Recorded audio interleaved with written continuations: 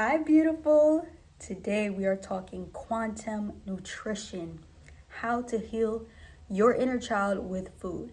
If you don't know what your inner child is, it's basically the smaller version of yourself when you were a child and all the things that you've dealt with.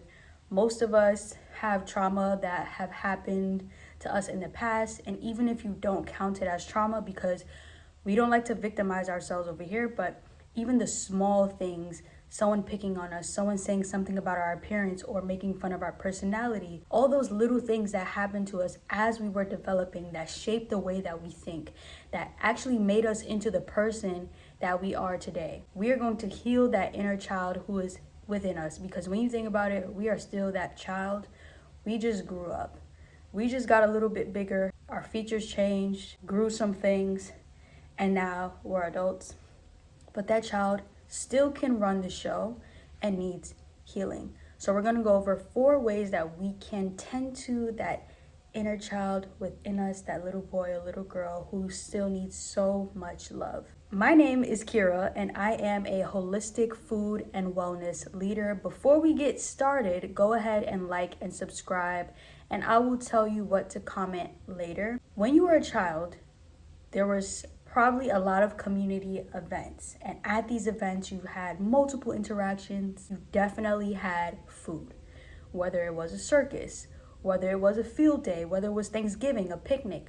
There was food there because food is just everywhere. It's a part of anything that has to do with community. People get hungry, we get it.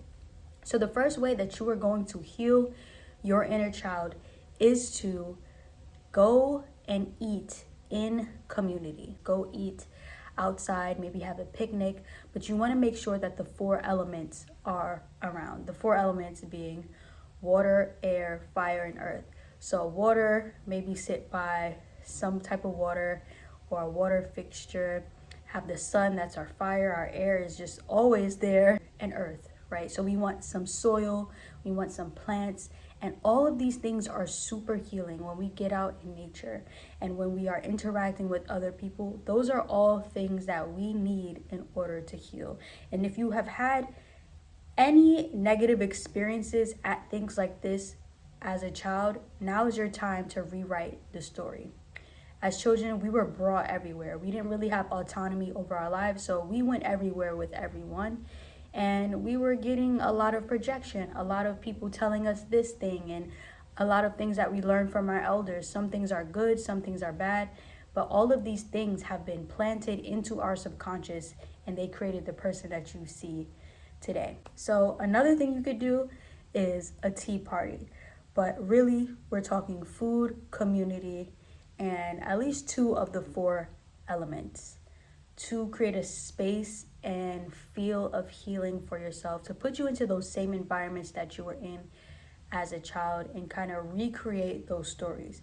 A lot of inner child healing is about recreating the stories that you have as memories, because those memories tell you things about yourself, about who you are, when really if you're trying to be a different type of person, then you're going to have to rewrite those memories. And what better way to do it than to actually create new memories? Last week, we talked about a spring wellness check. And one of the main things that we talked about was community, how important that is to our well-being and to our health. So of course, community is important when we're healing our inner child, because this is about healing at the end of the day. The second way that you are going to heal your inner child with food is to make one of your favorite childhood snacks, and you're going to romanticize this. And also, as you're healing your inner child, you're going to actually look out for your inner adult also, because one of your favorite foods probably could have been something super unhealthy like double chocolate chip brownies or something like that. But as adults, we need to reparent our inner child in a way. So if we're going to make those double chocolate chip brownies, we're going to replace those ingredients that are unhealthy and put healthier ingredients in there. That could mean, if you're now gluten-free, not using any gluten, obviously, because you can't tolerate it anymore. Or that can be switching out your cane sugar or white sugar for coconut sugar or maple syrup or honey, or doing something like a sweet potato brownie. and using dark chocolate cacao that does not have any added sugar, like using the real cacao instead of milk chocolate or something like that. So when you're recreating these foods from your childhood, you're reconnecting with that inner child inside of you who still has those same desires to taste food that tastes good and still has those same likings and tastes from when you were a child. A lot of the time we stay having our favorite foods from when we were children. Our favorite foods really come from when we were children, unless you got put onto something and you just absolutely loved it. Those things that we loved as children, we can recreate today. And this will heal your inner child, because as you're doing this, you are creating a safe space within yourself to enjoy, to relax, to feel pleasure, and bringing you back to that state of when you were a child and kind of didn't have any responsibilities. You got to just be free and be who you are. And food is really just one way to kind of catapult us into our child or into a memory, into a space, because our bodies have that memory, our tastes have that memory. Our mind is associating taste and flavor with something all the time. If you think about the Ratatouille movie, if you ever see Ratatouille, yeah, I got to watch Ratatouille. But when the guy was eating the ratatouille and it was like a flashback to when he was a child, that's how eating your favorite foods can make you feel, right? You might have felt all these things when you were a child: unwanted, abandoned, anything that as an adult you either want to get rid of or just even have gotten rid of already. It's a moment to take time to appreciate that you have grown out of these things. Take time to really show yourself that you're strong and that you have gone through these things, and that if you do go through anything else, you will be okay. Because look at you now. You might have gone through these things as a child, but now you're super confident. You're super aware of people's emotions, of your own emotions, and how to deal with them. That is how eating one of your favorite childhood foods can just enlighten you and heal you. Remember, this is quantum nutrition. So it is kind of woo-woo, but you will feel these things. A lot of the time, healing is about feeling. And when you're working with food, it's just putting a tangible thing to feeling. Because food is very tangible, right? We can touch it, we can taste it, we can smell it, we can lick it, sometimes we can hear it if we crunch it or cooking or something. But there's a feeling that's attached to that. That feeling we cannot touch, but the food we can. And so it acts as a symbol of healing for us. The third way that you're going to heal your inner child with food is to go and eat by yourself. As a child, when we ate, you might have heard, stop playing with your food. As children, we love playing with our food, right? You might have heard to stop playing with your food, or you might have been told to finish all your food. Like, you need to eat all the food on your plate. Or you might have been told you eat way too much. All these things that people have told you about your relationship with food also need to be healed from when you were a child. Because our relationship with food is very important. Food is the fuel for our bodies. If we have a negative relationship with food, that's going to bleed and leak into other areas of our lives. If we have a negative relationship with our food, that can lead to body dysmorphia. That can lead to unwanted mental health problems. I talk about gut health and mental health in another video that was the one before last one, so 2 weeks ago, and I will link that in the description for you as well. A negative relationship with food is a negative relationship with the energy that you are receiving, because food is the energy. Our energy comes from food being broken down into sugar in our mitochondria, right? So, or sugars being broken down into ATP in our mitochondria, which is the energy source. So we need a positive relationship with food, because that food is building us. That food is making us who we are. It's giving us these muscles. Okay, look at that. It's giving us these muscles, and it's giving us our brain power. It's telling our bodies with all the different chemicals that food can just, all the different hormones that can be affected by the food, tell the chemicals what to do. We need a positive relationship with food. So when you sit down and eat by yourself, this can be at a restaurant. Really, mainly, I'm saying go out to eat with yourself at a restaurant. A lot of people have not done this yet in their lives. Go do it. Another way you can do this also is going to the movies. Some movie theaters have food that you can eat while you watch the movie. I would say this is more of a secondary option if you're a little afraid to go out to eat by yourself, because at the movies it's going to be dark. No one's really going to be talking to you. You could sit all the way in the back like you'll be by yourself, but the movie will be kind of distracting you from the experience of eating. When you go out to eat by yourself, don't distract yourself. So say you go to a restaurant, it's going to be very easy once you sit down and you have your menu in front of you and the waitress or waiter comes and you get your order, and now you're just waiting for your food. It's going to be very easy to distract yourself and go on your phone, or maybe even try to pull out a book, right? Because the reading is better than social media. But you need to just sit with yourself.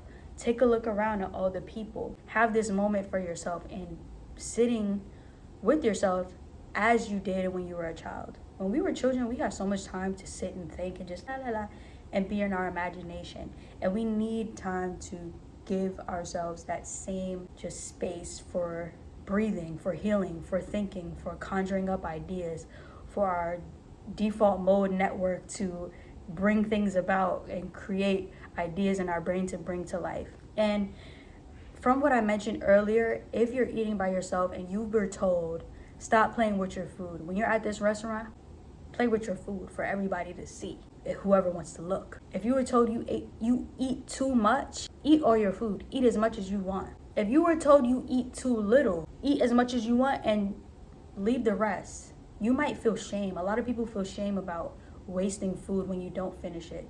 But let me tell you, these restaurants, there's so much food that is thrown out every day, and we cannot take on that responsibility. If you are full, stop eating. Do not keep eating. Do not overeat because you were told that you have to finish your plate. This is clearly, I'm getting a little passionate. That's something that I was told, right? It's okay to not eat everything. Like, at the end of the day, there's going to be food that goes in the garbage. And you can't eat all the food that's going to go in the garbage. So what's the point of even trying to eat all your food if you're full? You've gotten enough. That's just going to hurt yourself. You think you're doing good for other people, but it's pointless. You're actually hurting yourself. So anything that you were told negatively about the way that you eat, go ahead and heal that at this restaurant when you are by yourself. Sometimes there's things that happen to us outside of being a child. For example, as a young adult, a collegiate age adult, I was eating, and I guess I was eating really fast. And one of my friends at the time, we're no longer friends, but she was like, oh my gosh, why are you eating so fast? Like, she was basically just being negative about the way that I eat, because the food was good and I was eating fast. And yes, I wanted to eat fast. And yes, I wanted to eat on my food. And that was how I was enjoying my food at the moment. So if I'm doing the inner work that I'm talking about here and I go out to eat, I can eat fast if that's what I want to do and just not care. Give myself that space to heal from that specific moment. Because we're always going to be healing our inner child. Because there's still people that's going to try us. There's still people that's going to say things that hurt us that we need to heal from. And eating by yourself is so healing. It's a way to just take a moment, see what you really like. You don't have to share any of your food. You could order whatever you want. You could order as much as you want or as little. If you've seen people who go out who might be wealthy, I see a lot of people who are wealthy do this. They order so much food. Some things they don't even touch. They're not worried about wasting food. There's abundance in the world. And we have to focus more on the abundance than the lack. Because the lack is going to be there. And we can do as much as we can about it. But focus on the abundance, because that's where we get to thrive. That's where we get to live and feel God's presence. So go out to eat by yourself. That's the third way that you're going to heal your inner child with food. The fourth way that you're going to heal your inner child is to hang with children and feed them. If you have access to children, maybe your family members, maybe younger siblings, nieces, nephews, cousins, whatever, hang out with them and feed them. I did this the other day in a way. I spent some time with my cousin and my nephew, and we took a very long walk, and we all had boba. So I'm kind of mixing the different ways that we can heal our inner child together, because I hung out with children and I had one of my favorite childhood snacks.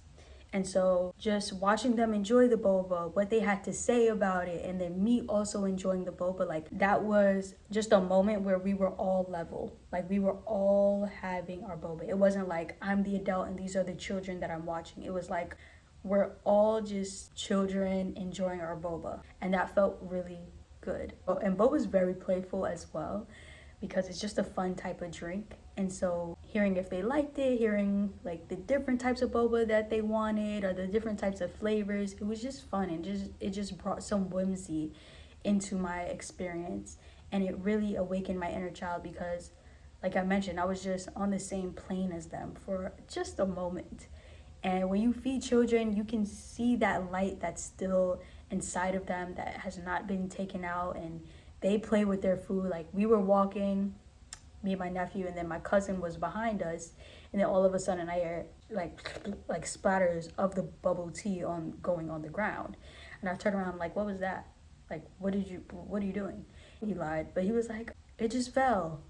I'm like, boy, I know you dropped it. You know when you're younger, you kind of just pour some of your drink out if you don't want it, if there's too much left or whatever. I don't know what he was thinking, but I was like, okay. And so that was just fun, sharing in a meal or a drink with children and kind of just embodying that same childlike mentality for a moment is going to help heal your inner child and help you to remember that sometimes we can attach a lot onto food that doesn't need to be there. You know, like sometimes it's just food. Like the boba was the boba and it was fun. I wasn't counting calories. I wasn't counting sugar. Although I did do 50% sugar, which was the lowest that they had. I wasn't like overly thinking about it in the moment. That is our fourth way that we're going to do some quantum nutrition. Now, our final way is going to be fasting. Fasting actually is abstaining from food. And this is going to heal your inner child probably the most out of everything that I've mentioned. Because if you've ever fasted before, if you've ever abstained from food, abstained from water, you will realize that there's nothing to fill you in that moment. All you have is yourself. So what starts to happen is that there's nothing going in. So you only get to feel what's actually there. You might get thoughts and memories and experiences from the past and they just come up. You might get emotional. You're like, where is this coming from? It's because your body has a chance to heal. You're not stuffing it. So it's able to let things out. It's able to get things out. Fasting is important for every type of healing, for healing all across the spectrum of healing. Any type of healing, fasting is one of them. The Bible talks about fasting. Actually, multiple faiths or religions talk about fasting because fasting is like the top tier way to heal. I have so many fasting videos for y'all. If you would like to see that, I will put them all in the description for you so you can get kind of mentally equipped on how to fast, what to do. And also, if you have any questions, feel free to ask me. I do offer one-on-one food and wellness coaching. So I'm going to put the link for that in the description. I'm doing hour sessions and they are reasonably priced at the moment. So go ahead, check that out if you want to talk to me about food and your wellness journey and healing and how to use food to heal. I would be so happy to have you. Go ahead and comment what your favorite food is right now and if it's still your favorite food as a child. I am so excited for you to heal using all of these tips. Go ahead and give them a try and I will see you in the next one. Stay golden.